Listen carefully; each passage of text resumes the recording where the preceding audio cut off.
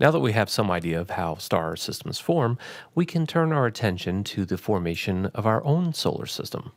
When we look around our solar system, we got to remember there's a few characteristics that we want to keep in mind. For starters, everything orbits the sun in the same direction. That is, if we were looking at the solar system from, let's just say, overhead, everything would appear to be orbiting the sun in a counterclockwise rotation. But there are some exceptions to this rule, and that is comets. Sometimes the occasional comet will seem to come in a clockwise direction, as seen from overhead. Otherwise, yeah, everything's orbiting in the same direction. Another thing to think about is that if you look at the planets as they're arranged from the Sun out to, say, the orbit of Neptune, it turns out that these planets all seem to orbit the Sun in roughly the same plane. That is, essentially, what we now think of as the ecliptic. But beyond Neptune, you see there's an abundance of highly inclined objects. These are the dwarf planets, the Kuiper Belt objects, and so forth. They seem to be a bit tilted above and below the plane of the ecliptic.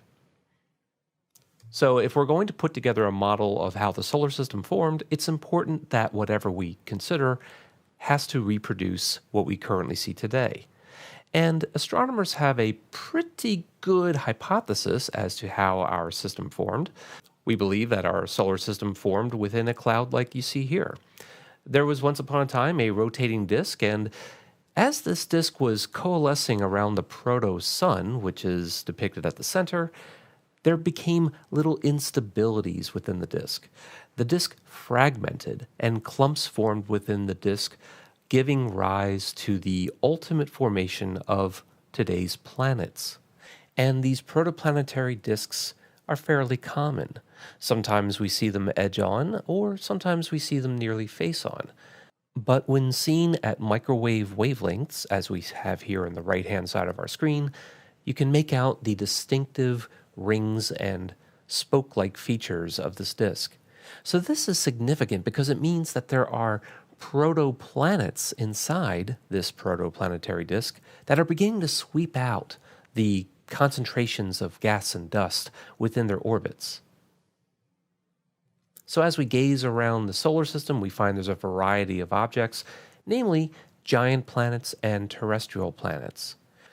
Giant planets are composed of mostly lightweight materials, what we call volatiles. For example, this is dry ice, frozen carbon dioxide, and frozen ammonia. So we're going to have these very lightweight materials such as hydrogen, helium, methanes, and chlorofluorocarbons, all cold enough to become an ice. And it's for this reason that these planets have a relatively low density. But terrestrial planets, on the other hand, have relatively few of these lightweight elements, and they're mostly composed of rocky or refractory materials, so minerals, olivines, and so forth. So why then are these two types of planets so very different from one another in terms of their composition? And the answer goes back to the formation of the planets themselves. Remember, it all formed inside of a disk that you see here. So if we think about this depiction of our proto-solar system, we have an abundance of refractory materials starting from just around the protosun all the way to the very edges. There's plenty of silicates, plenty of carbonates and minerals and so forth. However, it is not until you get past, say, the orbit of Mars and toward the orbit of Jupiter that temperatures drop low enough that volatiles can condense, water, molecular hydrogen, and so on. In other words, they freeze out. They become solid enough, or at least slushy enough, in order to fully condense. And in fact, once you get out past the orbit of Saturn, the temperatures are low enough to even allow high volatiles such as hydrocarbons, methane, ammonia, and so forth. They can even start to condense. So the point where the temperatures drop low enough is called the frost line. It's really just the distance where the temperatures are low enough for volatiles to condense. And so, why then are the small rocky terrestrial planets closer to the sun and the large gas and ice giants farther from the sun? It's because of that temperature difference. It is only in the outer solar system where these large planets can form because they have an abundance of both refractory and volatiles. However, inside the solar system where the terrestrial planets live, there are only refractory materials to build with. So how does a spinning disk of gas and dust go on to become planets. Well, in order for us to think about that, we have to change our perspective. We have to go deep inside the circumstellar disk, and instead of thinking about the disk as a whole, we need to change our scale and get smaller and smaller until we are finally at the scale of individual grains of dust. So, these dust particles will go on to become planets. Here's how they do it. First of all, the dust particles are not the same exact kinds of dust particles that we think of in our rooms and in our houses. Dust in space is mostly composed of silicates and chondrites, whereas the dust in our rooms is composed of dead skin cells, insect feces, and so forth. Well, since there are no people or insects in space, we are left with a slightly different kind of dust.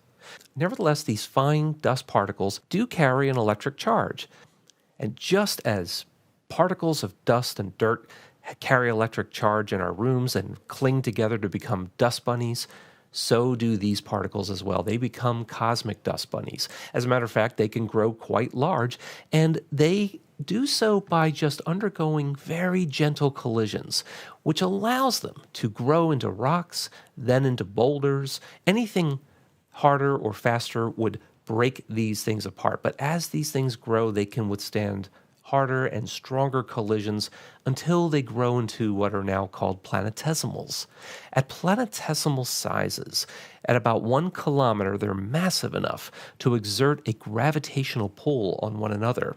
This means that they can withstand harder collisions. And in fact, we see leftover planetesimals around the solar system today. They are modern-day asteroids and comets and Kuiper Belt objects. And these planetesimals collide in a kind of proto-solar system demolition derby. Most of these are destroyed and are later accreted onto other planetesimals. And the most massive of these planetesimals survive and are now protoplanets. They begin to clear out their orbits. You can even do a simple computer simulation like we have here, and you can easily see how as objects collide into one another, there are fewer and fewer of these objects remaining. And so when we look in systems like TW Hydrae, we can actually see those rings. We can actually see those lanes being carved out by protoplanets within the disk. So returning our attention to the gas giants, remember, they too are forming out of little disks within the disk. Remember, they're going to form well beyond the frost line, where there is a high abundance of both refractory elements and volatiles, so they have everything. They gain mass by just colliding with additional planetesimals, and because they have more mass, because they're now proper protoplanets in their own right, they're able to accrete these volatiles. Remember, they're farther from the protostar, so there's less heat, there's less stellar wind, and there's a greater abundance of these volatiles to begin with. So an accretion disk forms around the protoplanet. It's like a disk within a disk, and even moons can evolve from inside the protoplanet's own accretion disk. And this allows these massive outer solar system protoplanets to grow what are called their primary atmospheres. And that means that the atmospheres of Jupiter and Saturn, for example, are the same atmospheres that they pretty much formed with. However, in the inner solar system, where we have lower mass protoplanets, it's a much different situation. They are unable to hold on to those primary atmospheres. Remember, the temperatures are much warmer near the protostar, or in this case, the protosun, and hot gases are going to always move faster than cold gases. So if you have a low-mass planet with low-mass gases, they can easily achieve escape velocity from those gases. Remember, the hotter they are, the faster they're going to be moving. And they're also closer to the protosun. That means that there's a stronger stellar wind coming from the protosun, which just makes it that much harder for these lightweight volatiles to stick to the protoplanets. So any protoplanetary atmosphere of the inner solar system is just going to be blown away by the sun. However, there's a lot of smaller objects floating around in the solar system, and even from the outer solar system. And when little tiny planetesimals from the outer solar system fall toward, let's say, proto-Earth, they deliver these volatiles, and there's already volcanism on the planet. So now we get the formation of a secondary atmosphere. So, about 4.5 billion years ago, the hot Earth was really just one giant volcano. The entire surface was covered in volcanism, and whatever trace volatile materials the Earth did form with were quickly being released through volcanism, and comets and asteroids would deliver additional volatiles from the outer solar system.